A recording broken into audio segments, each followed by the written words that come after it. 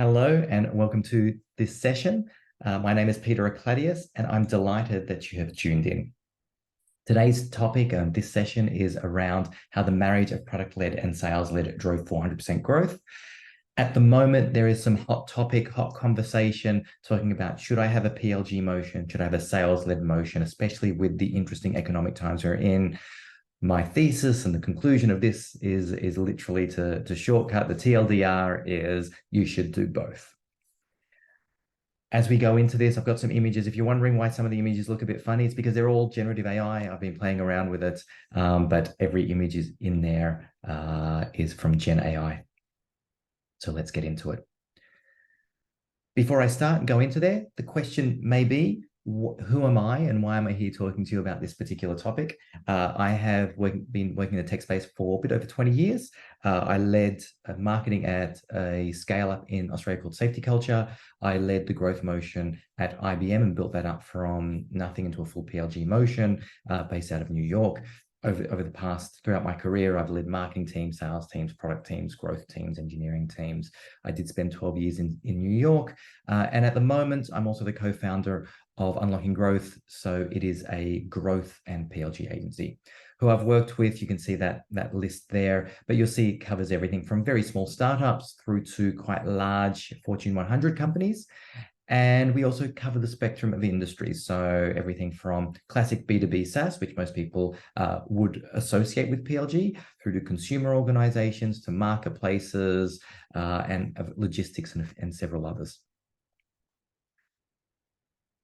What's important to reflect, and what I'll be sharing through as I go through examples and stories here, is that the models that I talk about aren't just in the space of B2B and SaaS. This actually applies outside that. And there are so many learnings that we've established over the years of how applicable the models around product-led growth and intersecting with sales can work hand in glove in all industries, anywhere there is an individual, a user, or a buyer concerned, and we have to interact with them. So today, I'm going to talk about three key topics. I'm going to first ask the question, who's doing it? Secondly, why are they doing it? And then third, and most importantly, what can you do to get started? How do we get the ball rolling? If you're already in a PLG organization, if you're already in an organization that has predominantly enterprise sales, how do you start that journey? Or if you're in those very nascent early stages of a startup, what do you do to get the ball rolling? So let's get into it. Who's doing it? Big question. I took a sample of some companies that are traditionally known as very strong PLG motions: Slack, Intercom, Calendly, Spotify, Canva, and the bird formerly known as Twitter. And in each of these, you'll recognize you can sign up for it. Most of these are B2B, and obviously you've got some B2C in there as well with Spotify and X, now known as X, formerly Twitter. Now, each of these have a very strong PLG motion. I can try the product, I can get value and experience the product without having to speak to a person. Traditional facets of the PLG motion. But then let's look at how many of the people in these organizations are tasked on sales. Let's see how many of these are doing sales. I've done an audit. I went through and I reviewed profiles on LinkedIn and to determine the number of people who are doing sales in these organizations. So take a moment and have a think through how many people are doing sales in Slack. What is the proportion of the employee base doing sales? Whatever you thought the answer is, when I've shared this statistic before, most people get their very small numbers, much less than 32%. In fact, roughly a third of Slack employees are salespeople. So even though they have a PLG motion, they have quite a material sales team.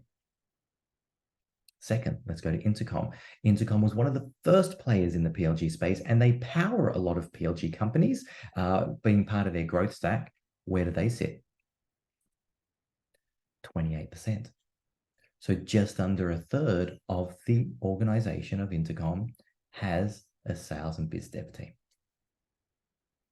Let's look at Calendly. Calendly has been a darling of the PLG space. They really have built a model where it's been bottoms up about the user, about the individual, and then scaled up from there. 34%. More than a third of Calendly's employees are focused on sales. Okay, let's go to the second line, Spotify. Definitely a consumer offering where their sales fit more in terms of the advertising space. And what you find is their sales, smaller proportion, but still quite significant, 13%. Canva's an interesting one. Canva's been very adamant, very much sharing that they are first and foremost purely a PLG organization, and that's their go-to-market. And yet they still have 8% salespeople. Just to put that number into perspective, what is 8% in actual numbers? 425. So that is a very material sales team. So we're not talking about 8% of a 100-person team. We're a multi-thousand size team. Finally, Twitter. Twitter obviously doesn't sell to consumers, even though their target market is consumers. They are selling mostly on the advertising front. And in that advertising front, how many people are dedicated to sales? 22%. Now, given all the changes that have happened to Twitter, or X rather, over the last few months, with the change of ownership, these numbers would change. We can definitely review those. But what you see here is broad majority, actually all of these companies, even though they have a strong PLG motion, have a sales team. In fact, when we audit the entire PLG space, we find that 94% of all PLG companies have a sales team. So just let that number sink in. Essentially, every PLG company has a sales team. So this question about doing either or is not a real question because everyone's doing it. And if you're in only one of those factors, I'm only doing PLG or I'm only doing sales led, then there's a real question is like, what makes you so special to be an outlier? So I guess if we go to the next question is why? Why should I invest in both a PLG motion and a sales led motion? And the simple answer to that is it's twofold. The first one is that users are asking for it. Customers are asking for both motions. And the second is it just works. What do I mean by both of those statements? Let's get into it.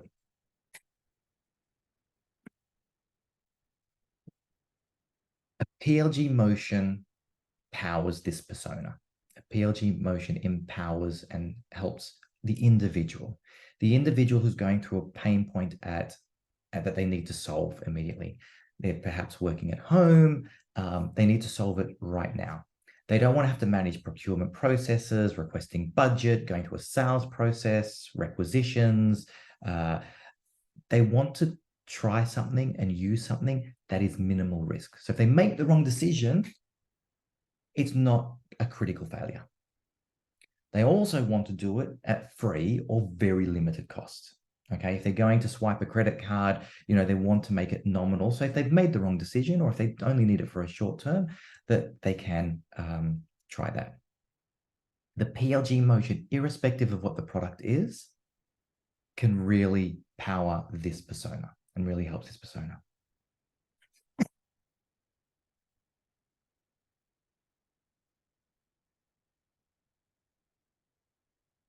There is a separate persona, which says, I need a solution that scales across my team, my department, my company. Or I need to lock in a long-term commitment. I've just secured budget for the next 12 months for this particular capability, feature, tool. I need to make sure that price isn't going to grow up. Okay, I need to make sure that my budget covers what I need. I want to invest in a solution and commit to a solution that doesn't get me fired. So I need to get trust in a person. I need to look across the table at someone, look them in the eyes and see that they know my fears are, my concerns, has been through it before and knows I'm on a journey with me and is actually going to help support me be successful with this product. And I also want to know that I'm not alone in making this decision. So I've just shared two quite distinct personas. The reality is they may not be two different companies. They may not be two different people. It actually may be the same person transitioning. I'll share an anecdote. When I was at IBM, I had a team and we were often trialing. We had to trial new different types of products and tools that would be useful for IBM. I would swipe it on my corporate credit card. We would use it in a very limited extent. And if it passed, our early testing, our early analysis, our spit testing, so to speak, we would then go through a sales-led process. So the PLG motion first allowed us to sign up and trial. The sales-led motion is now I need to scale it across IBM. That happened on a very regular basis. So on my corporate credit card, I had significant sales going through that. That is a very standard process. In fact, the successful companies, those 94%, have both the product-led motion and a sales-led motion. And the magic happens when you know how to make the transition.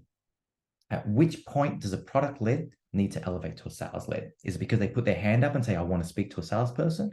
Is it because certain triggers happen in the product that allow them to then go and say that it gets alerted to a salesperson who calls them up and says, hey, I noticed you've now used our product in quite a enterprise type way. Let's talk about establishing a contract for you. Conversely, if I've got the sales-led motion, if I've got a low-value product or a low-value entry, don't need to have a sales-led motion. So how do I push those down the funnel towards the product-led motion? So finding that marriage is important. And that interlocked makes sure that those users and customers are happy. Your product-led personas are happy. They've solved their problem. They've gotten it done. Sales-led personas are there. They've got someone to support them. They're ready to go. So the first reason as to why 94% of PLG companies have a sales motion is because our users and customers expect it. Second reason, it just works. And I'm going to give a couple of case studies here that talk about the financials behind this. The first I'm going to talk about is Zumo. Zumo is an e-bike innovator. They developed an e-bike and a subscription service around that e-bike that allows your last mile delivery riders to quickly and easily get an e-bike and use it to deliver products, the last mile products, whether that is fast food delivery or whether that is groceries or any of those other items that are in those last mile logistics. They have a PLG motion that helps power those gig workers, those people who are working in that space to get a bike very quickly and to help them support their livelihood. They have a second sales-led motion that is for larger organizations which actually want to get a fleet of bikes. The fleet of bikes that they can empower their riders to use that fleet of bikes to cover a city, a region, and so on. So they have both a PLG motion and a sales-led motion. They have been able to grow 4x leveraging that model. And what's interesting is their enterprise, so their sales-led motion has also grown 20x. So if you think about those mechanics, when you get the right blend of product-led and sales-led, you get massive growth. They were able to raise $20 million, and subsequent to this PR, they had another announcement in which they raised another significant, actually much larger round than this as well.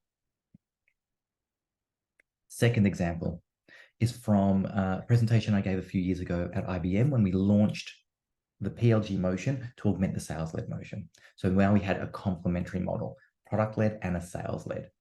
And by powering and developing a product-led motion that allowed individuals, instead of having to go to sales, instead of having to go to speak to a person to get success and to get access to products, they could do it through a product-led motion. And what we saw was a 4x improvement in conversion rates, product adoption improving massively, 30%, and billable usage, which is a proxy for revenue, up 17%. So we're now at the point where we've seen everyone is doing it. And the reason they're doing it is because it's expected by customers and the numbers make sense. Economically, it just works. So the next question to ask is, okay, how do we get started? What do you need to do? Okay. Unlocking Growth's been working with many, many clients, as you saw earlier on, earlier slide, to help. And really what we talk about here is a journey. The journey to bringing product-led with sales starts at this level 1, 2, 3, 4, 5. Okay, you can't do it in one go, and you get more and more sophisticated as you go. How do you read this table? Essentially, you take the top quasi-objective, more subjective measures, and based on that, that determines what level you are, and based on that, you take the green box below of what you should be doing. Okay, and we'll talk about a bit more about what that looks like. So, for example, if I've got around 100 customers already, product market fit is looking good, and I've got a double-digit growth rate, then I should be targeting level 4. And if I haven't got this stuff in place in level 4, so these elements down the bottom, both from a stack and from a culture and organization, then I should be aspiring to be building towards that. All right. What does this mean? Okay, so we'll talk about the stack and then how the culture feeds that stack. This is our product-led growth architecture with sales to empower all parts of the business. And so we've defined it so you've got a customer engagement layer, a product layer, a back office, and an insights layer. Customer engagement is the layer at which you're communicating with customers. There you've got out of product. So it's all the messaging, it's the paid media networks, the organic media, social, and so on. It's the in-product experience, and it's the human assist channel. So all of those are different ways you can message and communicate with your customers and the way that they communicate with you. The product layer is your core product. Can we call out the light orange represent your nodes? So your front end, your server, your database, your APIs. And the dark orange are generally critically important elements that you should be, or use cases you empower in the product layer. In this case, we've called out self-serve sign-up, payment details, and upgrade and upsell. The back office layer brings a lot of it together. So it empowers your billing, your customer data, and the plumbing that powers it, brings all the information together. And the insights layer is really around that data and that analytics. How do I understand what's going on? All right. There's a lot to consume here. And if you haven't started any of this, you're going to look and say, well, where do I start? I'm glad you asked, because that's what we're going to go through now. When you start, the way that we go is similar to that table that I showed before about the levels, and we start in level 1. So in step 1, we want to generate curiosity around users within the business. We want everyone in the company to understand that. So we start with customer data platforms, some basic analytics and data, and then just leveraging your front end in your database. So really just early stages, tell me who the people are. Tell me who the products, the trial users, the non-trial users, the bike riders, whatever your user is, let's find out about them. Next, let's enable the growth team to experiment and iterate on the customer journey. We're now activating the customer engagement layer. Let's communicate with our customers and our users in a way that's conducive to them getting success in the product. Okay, this is in product and out of product. Okay, so now you're building the first element of a PLG motion. Now let's make sure that your subscriptions, your billings and payments are now in a cohesive plan. Some customers push this out. Some customers have brought this earlier, but I think it's important to understand that integrating that is a critical element that both enables and makes sure you can power efficient growth in both the sales-led and the product-led motion. Now it's about integrating and superpowering the sales and the customer success teams. And this is where you start RevOps. So you've now activated the top right, the human assist, CRM support, customer success. You've now given them richer information. You've provided more qualification. You've allowed them to have conversations with prospects, users, customers that are richer because they are now have far more transparency into details that have been surfaced throughout this ecosystem.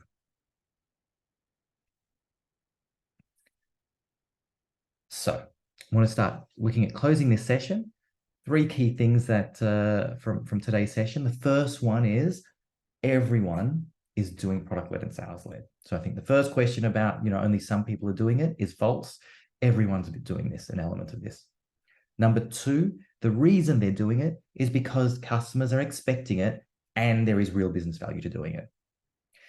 And number three, the way to achieve this is with a PLG architecture, a growth-driven culture, and you plug it into the sales machine and you bring that in. And through learning and evolution of sophistication, you can tie the two together in a seamless way and help supercharge your sales team and make your PLG motion super efficient.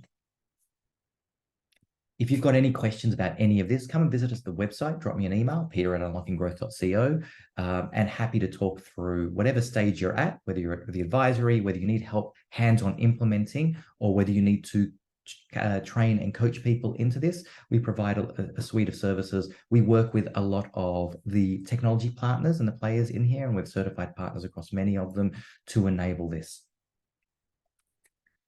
Thank you for your time. Enjoy the rest of the conference and really value your time here.